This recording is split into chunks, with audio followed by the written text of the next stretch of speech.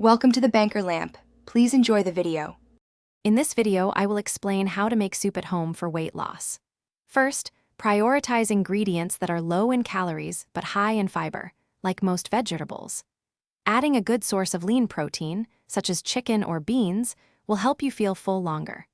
Remember to steer clear of heavy cream or cheese, and always choose low-sodium broths to keep your soup healthy and effective for weight management.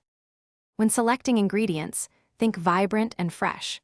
Non-starchy vegetables like zucchini, bell peppers, and leafy greens are excellent choices, offering many vitamins with few calories. For protein, consider lean chicken breast, turkey, fish, or plant-based options like lentils and chickpeas. Always use a low-sodium vegetable or chicken broth as your base to control salt intake. Making your soup is straightforward. Begin by sautéing aromatics like onion and garlic in just 1 teaspoon of olive oil. Next, add your chosen vegetables and pour in the low-sodium broth. Bring it to a boil, then reduce heat and simmer until the vegetables are tender. Finish by stirring in your lean protein and seasoning with fresh herbs and spices for a delicious, healthy meal. To make the most of your weight loss soup, consider meal prepping. Cook a large batch at the beginning of the week, and you'll have healthy meals ready to go.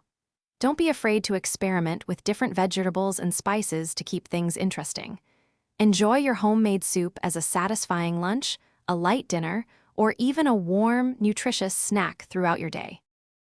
Thanks for watching. If this was helpful, leave a like and consider subscribing. See you next time.